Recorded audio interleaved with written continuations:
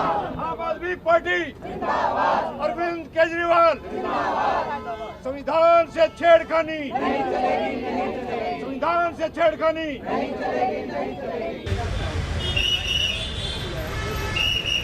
वकील एकता, आम आदमी पार्टी अरविंद केजरीवाल, वकील एकता, आम आदमी पार्टी।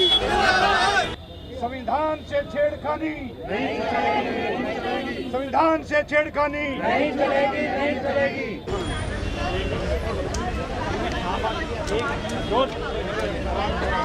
किसी ताकत ने भी साजिश रची है, उसके विरोध में सबसे पहले वकील समाज उतरता है। वकील समाज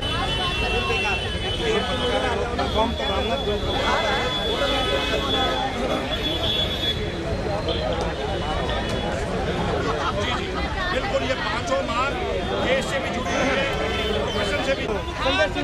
देश बचाओ, देश बचाओ, न्याय के लिए जीना, न्याय के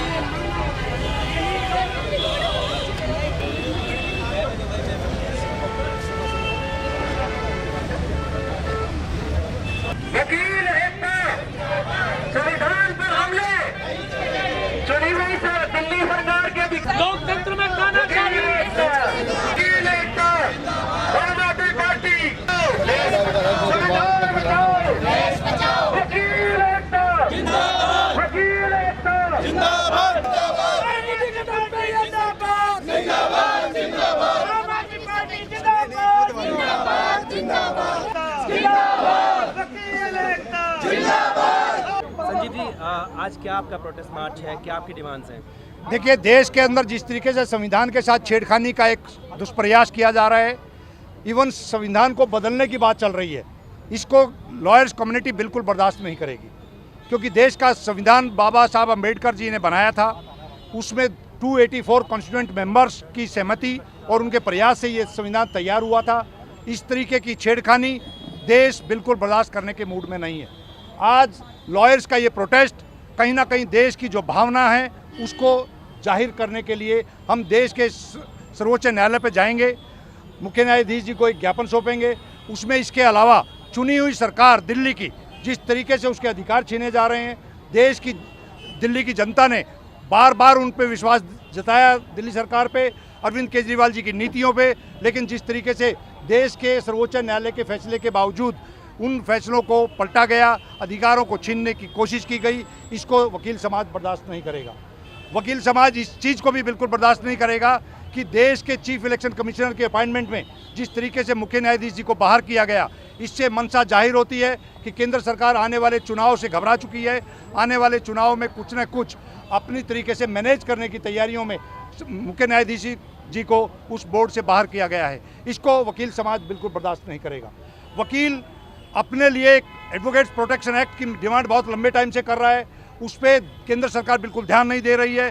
इस चीज़ की गुहार हम देश के सर्वोच्च न्यायालय में लगाने जा रहे हैं कि एडवोकेट्स प्रोटेक्शन एक्ट की नीड है।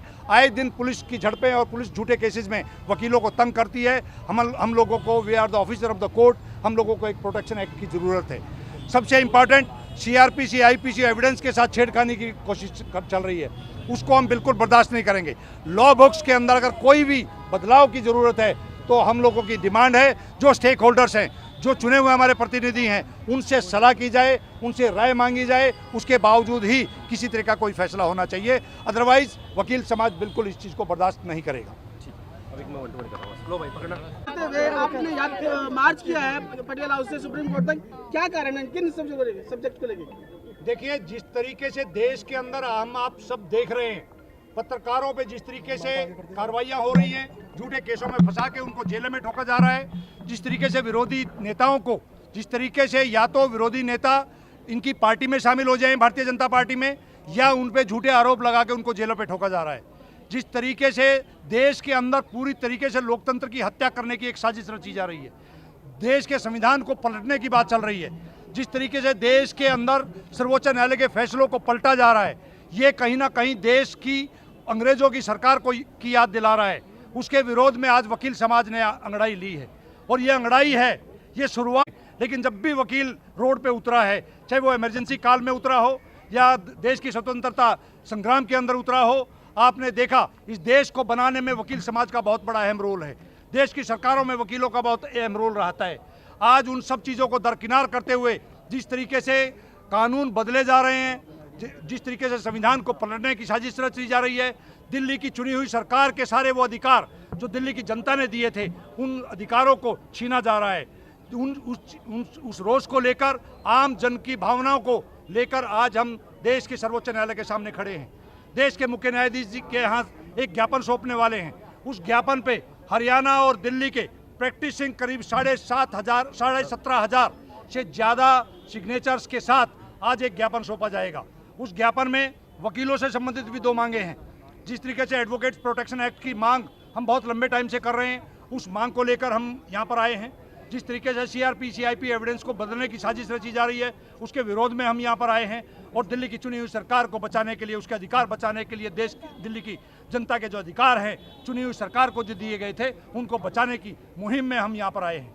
सर, आगे आपका आंदोलन क्या रूप लेगा? आपका जो प्रोटेस्ट, जैसे मैंने आपको बताया, वकील समाज जब रोड पे उतरता है तो वो कहीं ना कहीं अपने उन मांगों को, अपनी उन बातों को एक लॉजिकल एंड तक लेकर जाएगा। और ये शुरुआत है।